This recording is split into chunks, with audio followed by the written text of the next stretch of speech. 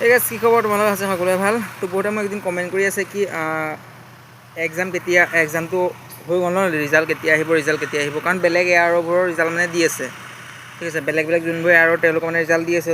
সেইকাৰণে মোক কমেণ্ট কৰি আছে অসমৰ ৰিজাল্ট কেতিয়া আহিব তো বেলেগ এয়াৰৰ মানে ৰিজাল্ট দি আছে কিন্তু আমাৰ মানে অসমৰ এতিয়ালৈকে অহা নাই আহিলে তোমালোকক কৈ দিম কিন্তু এতিয়ালৈকে অহা নাই মানে কিন্তু তোমালোকে মানে প্ৰেক্টিচটো চলাই থকা ঠিক আছে প্ৰেক্টিচটো মানে যদি এতিয়াৰ পৰাই চলাই থকা তোমালোকৰ কাৰণে ভাল হ'ব মই কৈ দিছোঁ কাৰণ এয়াৰো মানে বহুতো এয়াৰো আছে কিন্তু অসমৰ যোনবোৰ এয়াৰো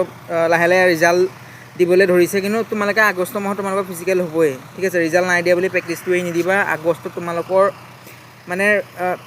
যোনটো আগষ্টত তোমালোকৰ যোনটো কয় মানে ফিজিকেলটো তোমালোকৰ ষ্টাৰ্ট হৈ যাব সেইকাৰণে পটককৈ হৈ যাব তোমালোকে ধৰিবই নোৱাৰিবা সেইকাৰণে ভালদৰে মানে তোমালোকে প্ৰস্তুতি চলোৱা ঠিক আছে লগতে মেডিকেলৰ কাৰণেও ভালদৰে যোনবোৰ বেমাৰ হৈ আছে সেইবোৰ মানে আঁতৰোৱা লগতে ভাল ডায়েট ফ'ল' কৰা কিন্তু ৰিজাল্ট ডেট এতিয়ালৈকে অহা নাই অসমৰ ঠিক আছে বেলেগ আৰু আহি গ'ল কিন্তু অসমৰ এতিয়ালৈকে অহা নাই আৰু যেতিয়া অসমৰ ৰিজাল্ট দিব তোমালোক কৈ দিম কিন্তু অসমৰ বাহিৰৰ যোনবোৰ মানে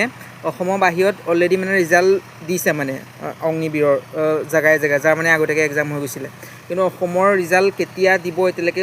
অফিচিয়েল নটিছ অহা নাই আহিলে তোমালোকক জনাই দিম কিন্তু তোমালোকৰ আগষ্ট মাহত ফিজিকেল হ'বই মানে গেৰাণ্টি দি কৈছোঁ তোমালোকৰ আগষ্ট মাহত ফিজিকেল হ'বই সেইকাৰণে তোমালোকে প্ৰেক্টিচ কৰি থকা ৰিজাল্টৰ কথা বাদ দিয়ে ৰিজাল্ট পটককৈ দি দিব কিন্তু তোমালোকে প্ৰেক্টিচটো চলাই থকা ঠিক আছে।